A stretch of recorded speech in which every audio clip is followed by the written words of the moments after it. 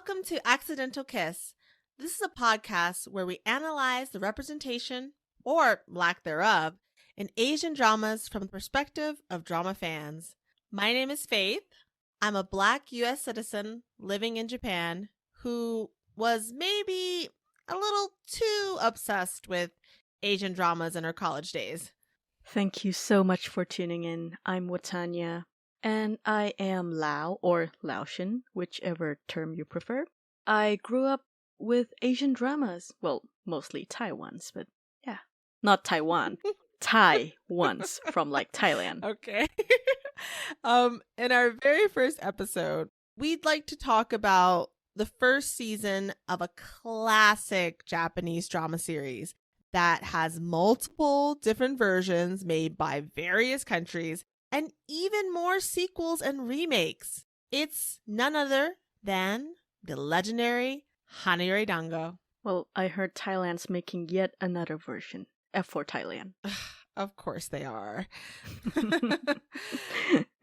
Well, it's been 16 years since the Japanese drama series aired. Just shows how legendary it is. It really does. Mm-hmm. By the way, for all you non-Japanese speakers out there, Hana Yori Dango means boys over flowers, but it's actually a pun. So basically, the author twisted the pronunciation of some words to make it be pronounced the same way as the proverb Hana Yori Dango. So the original meaning, substance over appearance, becomes boys over flowers. It's quite a clever play on words. Agreed. Well, manga artists are just punny people, I guess. So before we move on, we will be discussing the entirety of many characters. So spoilers ahead. Also, we will be discussing emotional abuse, bullying, and attempted sexual assault in this episode. So if you're sensitive to these issues, do prioritize your mental health. Yes, you can always come back to us when you're emotionally ready. So, Hana Yori Dango, as we've mentioned, is a legendary drama series that can probably boast being the representative rom-com drama series of Japan. However, even considering how old it is by drama series standards, it has representation issues that should be analyzed with a critical eye. Of course. First, we'd like to start with a summary of the series. Yes, because context is very important. Let's get everyone on the same page. The story is about the romance between a naive but tough high school girl named Tsukushi Makino and a spoiled, rich high school boy named Tsukasa Domyuji. Both of them attend Eitoku Academy, a high school for children of the extremely wealthy. Tsukushi is the only student there who is from a middle-class family. Tsukasa is a leader of F4, or Flower 4, a group of 4 beautiful boys from the 4 wealthiest families in Japan. The other 3 members are Rui Hanazawa, Sojiro Nishikado, and Akira Mimasaka. F4 dominates the school and punishes anyone who dares to cross them. Anyone they feel has committed even the slightest offenses against them will receive a red notice card in their locker. This gives the entire school the green light to bully that student until they are forced to leave the school. Tsukushi is appalled by all of this, of course, but she doesn't do anything about it. Well, until her only friend at the school, Sakurako Sancho, becomes a target. She stands up to Tsukasa, leading him to give her a red notice card instead. The school bullies her, but Tsukushi endures the torment and even ends up socking Tsukasa in the face. After that, Tsukasa falls in love with her, and their awkward but somewhat cute romance begins. Tsukushi is at first in love with Rui, the quiet member of F4, who saved her from being sexually assaulted. But eventually, she falls for Tsukasa. Yes. After one accidental kiss, countless awkward dates, several kidnappings, getting trapped in an elevator together, going against Tsukasa's mother, aka the embodiment of evil, a weird-ass beauty pageant, and tons of miscommunication. Well, mostly from Tsukasa. They finally end up together. Yay! The season ends with Tsukasa going to New York to study abroad and Tsukushi admitting her love for him. With a beautiful sunset in the background, the two finally kiss for real. How romantic. So, what do you think the overall message of this drama was? Honestly, I didn't get much of a message from the story, but I do think that the theme for the final climax, the Teen of Japan thing, was being herself. Like, Tsukushi got through it by basically being herself. What do you think the message was? I've seen this drama multiple times and have even seen multiple countries' versions of it, but I never once thought about the story having a message. I just thought it was really fun and entertaining. But I guess I would have to agree with the just being yourself message. Maybe also stay resilient and you'll get what you want in the end. That too, yeah, definitely. Definitely in line with the Japanese concept of gaman. It, well, basically means to keep hanging in there. As much as people love Hana Yori Dango, though, we have to talk about its representation issues. We're going to start off with gender. Women are thankfully represented in a variety of ways in the show, from the complex main character Tsukushi to the one-dimensional mean girl trio. We see quite a few awesome women characters, like Tsubaki, Shizuka, Kaede, and, of course, Tsukushi herself. We will be taking a closer look at how the female characters are depicted. We noticed three main patterns: the heroines, the supporters, and the evil ones. The heroines fit in the not like the other girls archetype. Tsukushi Makino, Tsubaki Domyuji, and Shizuka Toda fall into this pattern due to their strong will. And Okami-san, the owner of the dango shop where Tsukushi works, is the experienced and strong mentor type. Tsukushi and Tsubaki are both somewhat violent, while Shizuka seems like the secretly naughty type. Tsukushi is much more naive than the other two, though. But, like, I guess naivete is like a virtue in these kind of shows. Oh, yeah. Oh, and they're all extremely, maybe even unrealistically, just kind. Yeah. Unrealistic for sure. Tsukushi forgives Sakurako for betraying her overnight. We will talk more about that later. Tsubaki is willing to stand up for her jerk brother, even though he's pretty much abusive. And Shizuka is, well, actually, she isn't in the show for that long. As far as I can tell, she's an angel, but that's probably because the show didn't explore her flaws like at all. And it isn't like flaws are bad, it's just human to have flaws, right? Yeah, of course. Yeah. But, like, I guess there's that scene where she comes back to Japan to see Rui on Christmas Eve to, and I quote, spend Christmas Eve with the person I love. I assume she's in a monogamous relationship with her fiance in France. So I'm making another assumption that she loves Rui in a familial way. Yeah, it's not really explained. I am really impressed with one major change they made in the show, though. In the manga, Tsukushi's mother forced her to go to Eitoku because she wanted her to find a rich man to marry. Oh, Lord. However, in the drama, Tsukushi chooses to go of her own free will because she is inspired by Shizuka. This is an important and much needed update to the manga. I'm really glad they changed it and gave Tsukushi more of her own agency. It somewhat enhances her and Shizuka's strong-willed personalities, doesn't it? Yeah. And Okami's strong will is, well, shown when she gives Tsukushi financial support when her father lost his job.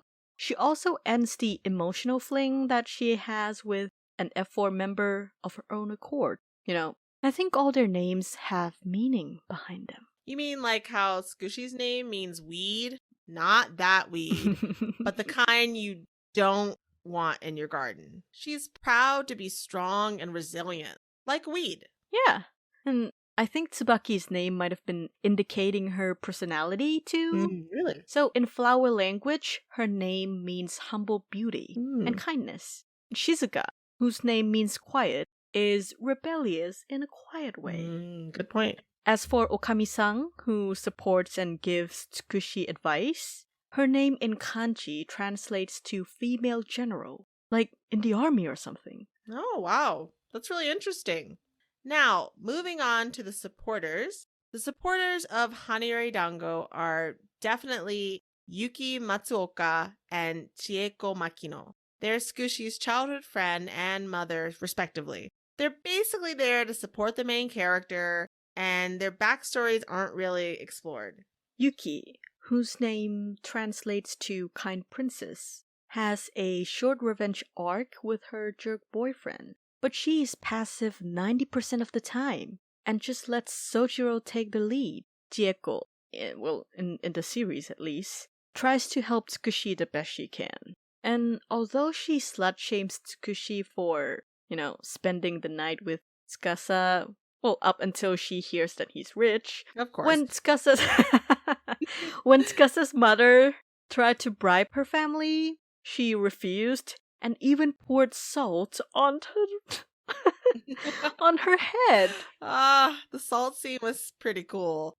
Chieko is actually the opposite of her manga counterpart, who cares only about money and prestige. I mean, she still obviously cares a bit about those things in the drama, but it's an improvement. But I am a little disappointed that Tsukushi doesn't make any meaningful connections with any girls her own age besides Yuki. Yeah, I mean, her schoolmates are all sheeple, and her notable classmates just fall into the last pattern. The evil ones! So, the evil Yay! ones actually consist of Kaede Domyoji, Sakurako Sancho, and the trio of mean girls. The evil ones are actually quite rich, literally and character-wise. So we are going to pick them apart by subcategory. And by subcategory, we mean their names plus the trio. First of all, Sakurako Sanjo is arguably the most emotionally rich character in the show.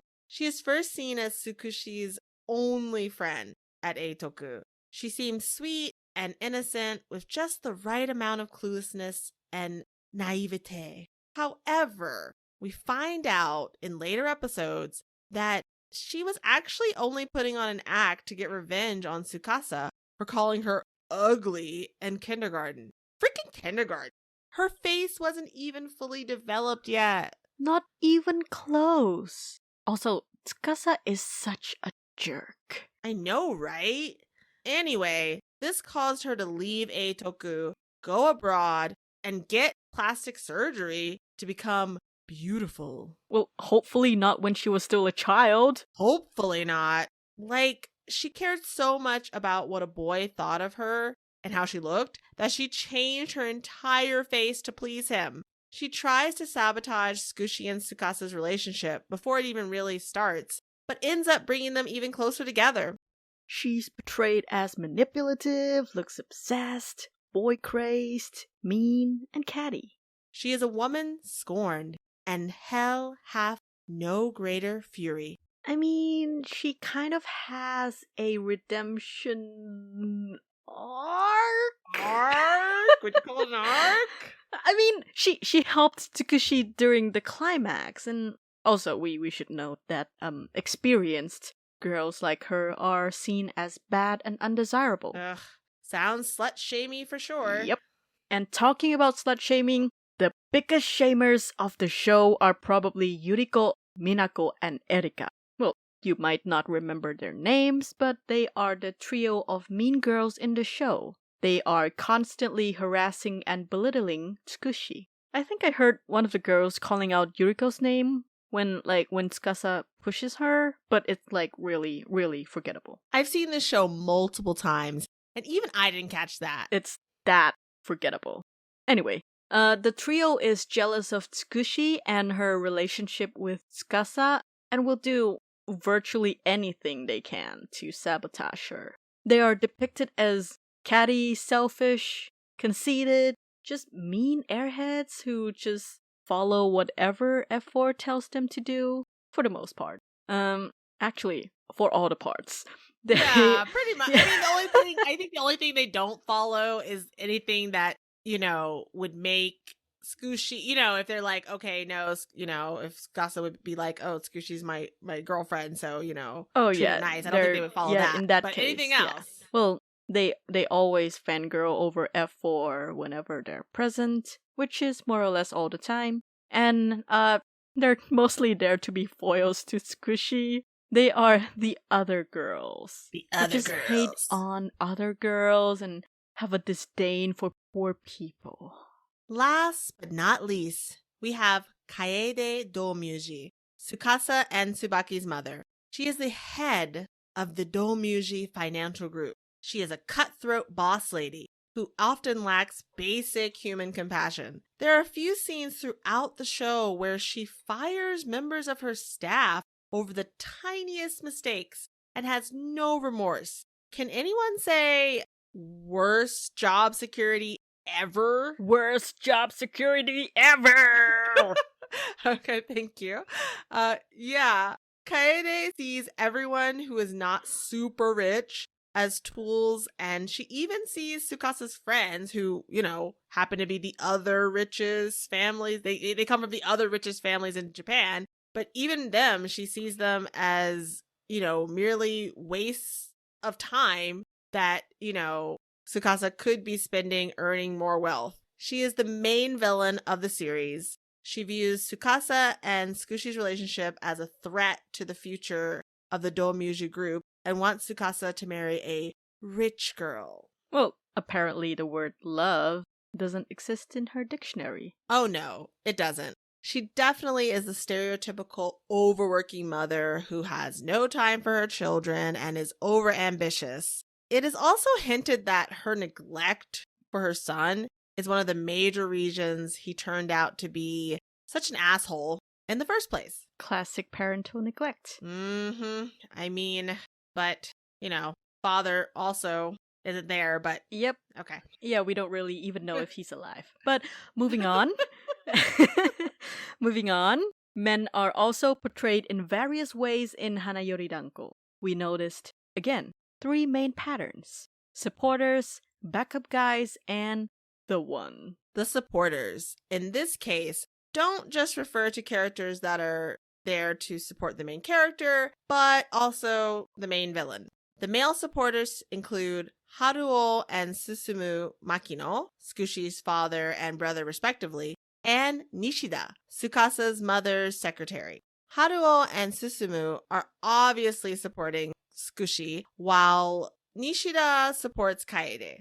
The interesting part about these supporters is that although Haruo and Susumu generally support Tsukushi, they both slut-shamed her for the elevator incident. Well, also until they found out Tsukasa was rich. Oh yeah, of course. Nishida, on the other hand, does all of Kaede's dirty work, but he feels just a little bit, well, some remorse for doing so, and even a bit of fear. He is vastly different from his manga counterpart, who is very loyal to Kaede and is more than willing to do whatever she asks of him, no matter how it negatively affects people. He was basically her lapdog in the manga. Yep. And moving on, again, we have the backup guys, who are the 3 other members of F4.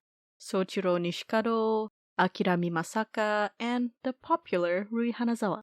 Backup guys is the term we use, well, Faith came up with it, to describe the guys around the female protagonist who have even the slightest potential to be her love interest. Yeah, so Sojiro, aka, this is my nickname, the T guy, and Akira, aka the mafia brat, are both playboys. Sojiro apparently doesn't know how to deal with nice girls, but helps Yuki get revenge on her ex anyway. As for Akira, well, he fancies older women, like 10 years older than himself.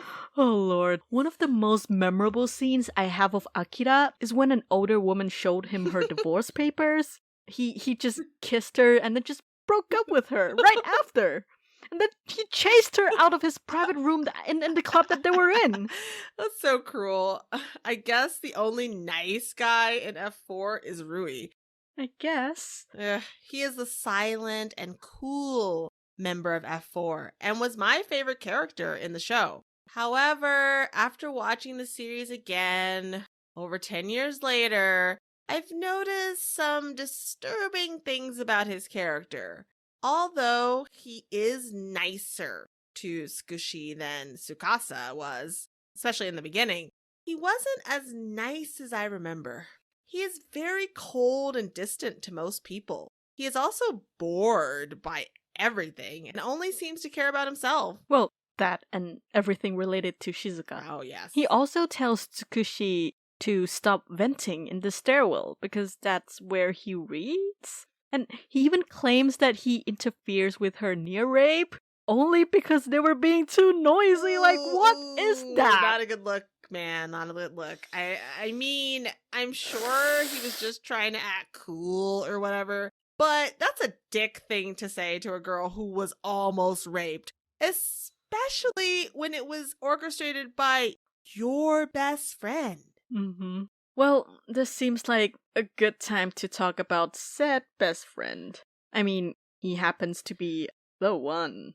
Okay, so Tsukasa Domuji starts the series as a self-entitled rich asshole who bullies those who he considers beneath him, which is most people because he is the son of the wealthiest family in Japan. He is the prime example, the embodiment even, of toxic masculinity. He uses violence to get his way and beats up random people on the street to let off steam. And he usually resorts to using threats and intimidation, even to his love interest, Tsukushi. Before he falls in love with her, he pretty much gives the okay for a group of boys to rape her so that she will leave the school. This guy only respects women who stand up to him. And I suppose he falls in love with Tsukushi for that very reason? I mean, I guess it could be argued that he technically didn't tell them to rape her, but still, he definitely was like, he definitely was not against it as an option, I'm sure. Yeah. So yeah, pretty cringy, and disturbing. He is also quick to call women ugly and insult their looks when he's displeased with them. He has a weird sister complex towards Tsubaki, can't express his emotions well, and is a horrible communicator, which we will explore a little more later. He ends up getting into a big fist fight with the other F4 members to solve their differences. A running gag in the show is that he can't speak Japanese well, and often makes mistakes with kanji, or Chinese characters, and also famous Japanese proverbs. I mean, the guy is very likely dyslexic and no one got him support. Despite all of his horrible qualities as a human being, Tsukushi and Tsukasa still end up together, though, in the end. I mean, fate has decided they're just meant to be. Oh, wow. That was long. But gender is the only kind of representation that this show is full of, unfortunately. For sure. Although, I didn't notice any trans people or any other genders in the show. Yeah, me neither. I mean, it's an old Japanese show, but still, I would have wanted. It'd be nice if they had a little representation in there. But, show did come out, in 2005? 2005. Yeah. So, and the manga was even older. Yeah, the manga came out in the 90s. So, yeah, I think we can give it a little bit of slack, but it would have been nice. Would have been nice. Yeah. All right. Then, next, let's move on to class. Some of the main themes of Hana Yori Dango are money and class. The two main economic classes that were represented in the show are the rich and the middle class. Tsukushi family does go from being low middle class to straight up losing everything because of the embodiment of evil, but it's closer to being temporarily broke than straight up poor. The rich in this show are depicted in two different ways. The rich people we're not supposed to like are shown as selfish, self-absorbed, entitled, greedy, and having a disdain for commoners or people with little money. I feel like I just described Tsukasa's mother. I thought you were describing her too. Anyway, as for the rich people we were supposed to like, they are portrayed as a bit naive when it comes to people of a lower economic status, but overall just good people with big hearts. They can't help that they were born rich and are good people, despite all their wealth and power. The middle class is basically everyone outside of Eitoku, but only Tsukushi's family was explored in depth. The Makino family start off as an average middle-class Japanese family, but are forced to penny pinch in order to pay for Tsukushi's tuition to Eitoku Academy. They are willing to sacrifice their comfort to keep up the prestige and maybe even eventual financial reward they will receive from Tsukushi graduating from Eitoku. They are portrayed as a loving family that, despite their low economic status, are still very happy. This in contrast to the rich families, like the Domyojis, who have every luxury available, but almost never spend any quality time together. Next, we will talk about the representation of race in the show. Most of the characters in Hana Yori Dango are, of course, Japanese. There are a few brief appearances of people of other races and ethnicities. Yeah, there's, of course, white people. Of White course. people, of course. White people are often associated with power in this drama. Whiteness and approximation to whiteness are used to show how wealthy the characters are. There are always white people in the background of rich, elegant parties. White people are the teachers and the tutors for the rich students, and even some of the Domyoji's family's personal bodyguards are white. They don't really play a significant role in the drama, but white people and languages associated with whiteness are used as decoration and proof of the rich family's wealth, prestige, and at one point, intelligence. Black people, on the other hand, are often seen in more subservient roles. There is a black maid in Tsubaki's mansion in Los Angeles, and a black club bouncer guarding the door of the VIP section in a club scene. Black people don't get to be teachers or go to fancy parties. They just get to serve or be invisible. This, although awful, is unfortunately still a better representation of Black people than what we get in Hana Yori Dango Season 2. Oh, wow. Can't wait to see that. Oh, you're gonna love it. You're gonna love it. Oh, Lord. I always reference that scene. I can't wait. Oh, those of you who know, you know what's coming. Okay. I know nothing. All right.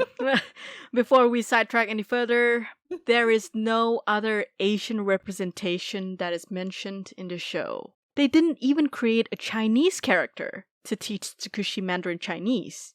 They simply had Akira do the job.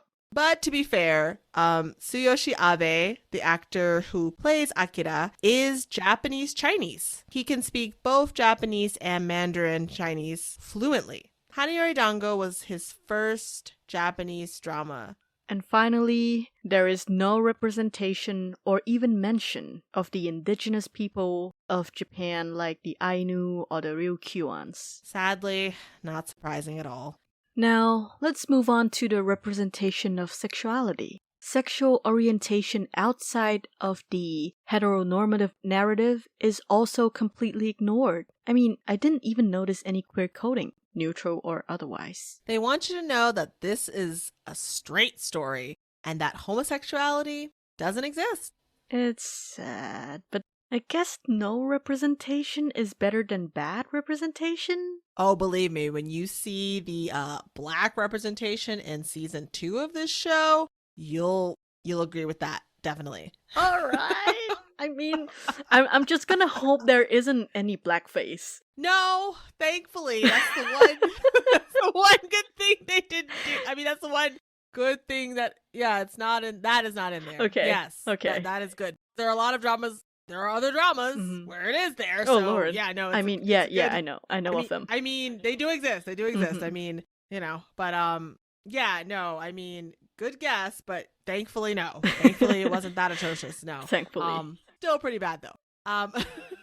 But at the same time, you could read the beauty of the boys in F4 as a very subtle queer coding, because gender norms state that guys are not supposed to be beautiful. But beautiful boys are rampant in East Asian media, though. So I'm not sure if it would count culturally speaking. I mean, I personally would not count it. So it's almost like male beauty is reserved for celebrities. And if F4 is supposed to be celebrity-like, that's kind of in line with what the show is going for. That's fair enough. That reminds me, everyone in the show somehow knows who F4 is and exactly what their members look like. Yeah, and this is like before the internet. I mean, yeah, and definitely before social media. Definitely. It is hard to become famous. Yeah. I mean, even if you're rich, it's kind of hard to be famous, unless you do something else, Yeah. I mean, very few rich people, we don't really know many of rich people's children like that. Maybe we've heard some names, but like, I don't know what they look like, most of them. Yeah, I don't even know who are the children of Jeff Bezos. Does he have children? I don't know. I have no idea. Right? See? Right? There you go. There you go. Like, I know Elon Musk has a kid because, like, I know the kid has a very strange name. Yeah. Is it Kyle? A boy, a girl? I don't know, but they have a very strange name, I've heard. But that's it. I never seen them, and I'm okay with that. Mm-hmm. Okay, then finally, we would like to discuss the often overlooked representation of disability and mental health issues. First off, physical disability is not depicted at all, at least not in this season. Season 2, we'll get a little bit of it, but yeah, in season 1, no physical disabilities. There were no physical disabled characters in the show, and accommodations for disabled people like ramps aren't shown, with the exception of an elevator, but that was mostly for like a plot convenience stuck in the elevator scene. Yeah. Mental health, though. Actually, mental health is a little hard to talk about in Hana Yori Dango. Because, like, many of the characters behave in such an unrealistic way. Most notably, Tsukushi moves on from her numerous traumatic events emotionally unscathed. Yeah, amazing. But, like, we also have Sakurako, who is traumatized by a jerk in kindergarten. She goes on to develop body image issues as well as an obsession to either get together with or destroy. Tsukasa. I can't. Yeah, I'm still not sure which one it is. And like she was a chubby child, but like there's nothing wrong with that in general. Like there's nothing wrong with not being slender, right? Yeah, nothing wrong with not being slender. Definitely not. The fact that it is such a big deal to her and the bullies, well, as well as the fact that almost all of the characters are slender. Yeah. That shows the slightly fatphobic values in the series. Actually, now I'm thinking about it, was there an actual fat character in the show? Remember. Like that we actually like. I can't remember a fat person. Like, I mean, yeah, Sakurako was apparently fat when she was a kid, even though, like, I'm not going to judge like a child. I wouldn't like say that. I'm not going to judge a kindergarten whether they're fat or not. I don't think that's relevant. But I'm thinking any of the other any of the characters, like not even main characters, even side characters. I think are there any fat people at all? I don't know. Maybe not even the extras. If you guys remember a fat person being in the lineup, just please let us know. We would like to. We would like to see that. I don't remember, and I just don't remember anyone who was not really really skinny being in that show. I mean, they're all Japanese, but there are fat Japanese people, and that's not a bad thing. Definitely. It's just definitely normal. Definitely. Yeah. That's just how it is. Yeah. Yeah. Hmm. That's life. Okay. On the other hand, we have Tsukasa, who is deeply affected by his parents' emotional neglect and physical spoiling. His communication skills and empathy barely develop. The only person in his family he seems to be close with is his sister, Tsubaki, whom he more or less developed a sister complex with. When Tsushi punches him in the face, he remembers how his sister always punches him in the face and starts to fall in love with Tsushi after that. I guess because he can't get with his sister, Scooshy is the next best thing. Ew. Ugh. More ew coming up though. Like, Tsukasa is also quite insistent on being in control, although his sister is an exception, of course. And being the de facto leader of F4 and being the king of his school gives him comfort in knowing that things are under his control. When he meets Tsukushi, who, like his sister, he cannot control, he goes on to have her wear his sister's clothes. which supports our sister complex hypothesis. Not gonna lie about Yes. this. It's just right there. Yep. It's very blatant. It's right in the text, okay? It's not, you don't have to dig Yep. very deep. It's right It's there. in the plot. And even after developing feelings for Tsukushi, he makes himself feel in control by, among other things, choosing their date location and time without consulting her, giving her a private phone, and indirectly forcing her to a Christmas Eve date, which he isn't even planning to attend. In addition to these issues, there's there's also the fact that F4, mostly Tsukasa, pretty much straight up commands the entire school to bully and gang up on one person until they are so mentally scarred that they have to leave the school. This is done in response to the most minor offenses imaginable. The person we see get bullied in this way in the series commits the heinous crime of accidentally squirting orange juice in Tsukasa's eye. Oh, Lord. That's all it takes for him to receive a red notice card and get both verbally and physically assaulted by the entire school. This boy is most likely traumatized for life, but it's never really talked about again after the first episode. No, it isn't. I don't think we even know the boy's name. I think they did mention it. I kind of rewatched the first episode a little bit. Like, I looked over it a little bit today. I think they did say maybe his last name or something. And even his friend, apparently, they got him too. So, Oh, Lord. like, he wasn't enough. Yeah. But either way, even though we might have heard the name and we might see the guy, after that episode, though, we never, ever talk about him again. Not at all.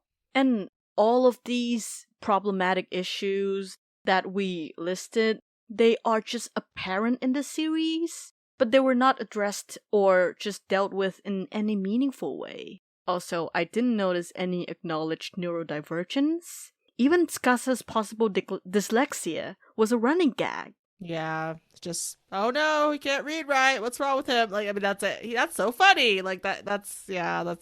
Yeah, everyone was like, LOL, or like, what are you talking about? Oh, the 90s. Those were the kind of jokes you could get away with.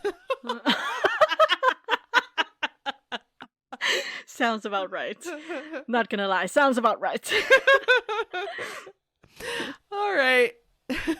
This seems to be a good time to wrap up. Mm-hmm. In our last section of the show, we give our overall rating for the drama as a whole based on its content, representation, and whether we think it's a good drama overall. We rate the show on a scale of 1 to 5 kisses, with 5 being the highest and 1 the lowest. You also get to choose which character or characters you want to give your kisses to.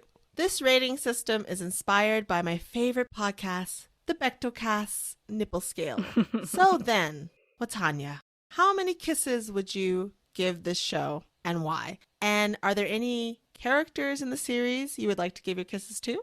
Well, I think I would give the show 3 kisses.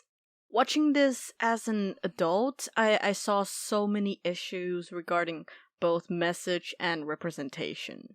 But also, it's entertaining it's in its own way. Not gonna lie, I laughed out loud on multiple occasions. And the person I want to give my kisses to is actually not a character.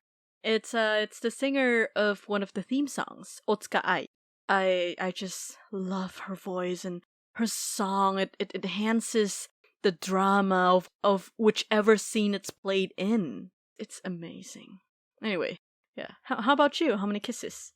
Actually, I would also give it 3 kisses. I totally agree.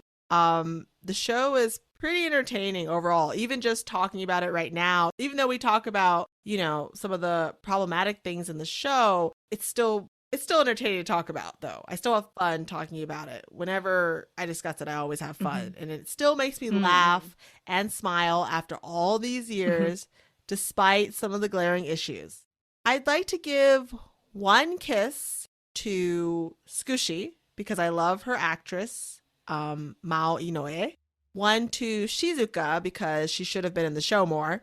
And 1 to Sakurako because I think she deserved a better redemption arc, okay? Not just giving Tsukushi some English advice. I think she should have had a full arc. We could have explored it. They could have become real best friends, her and Yuki and Tsukushi, all 3 of them could have become a trio and we could have focused on their relationship instead of this romance. But okay, anyway, that's just my fantasy. Yeah, and they can fight the Mean Girls trio.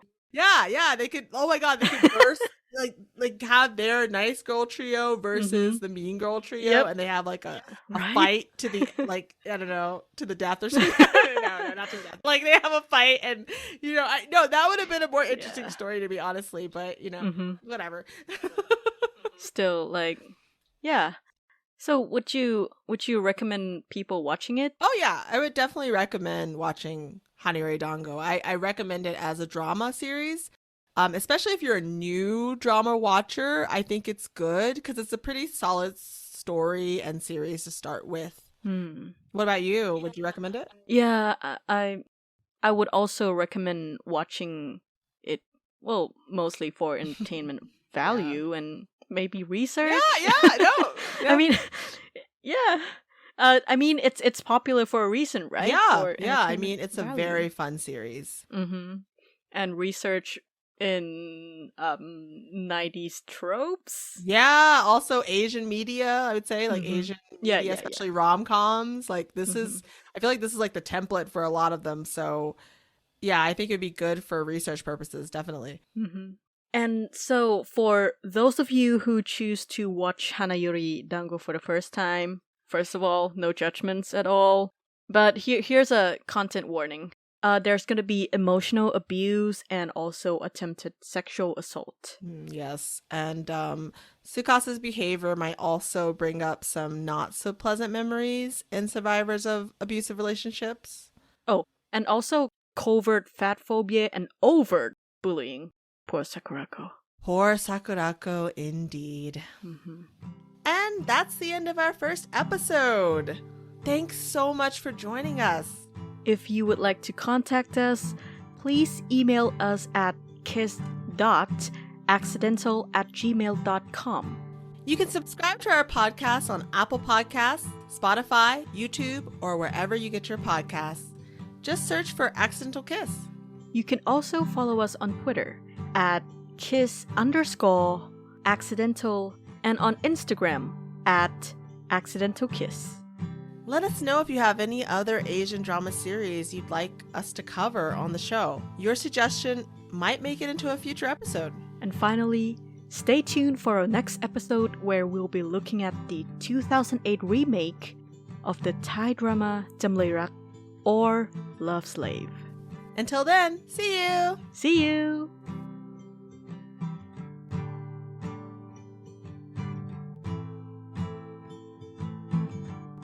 Stuck in an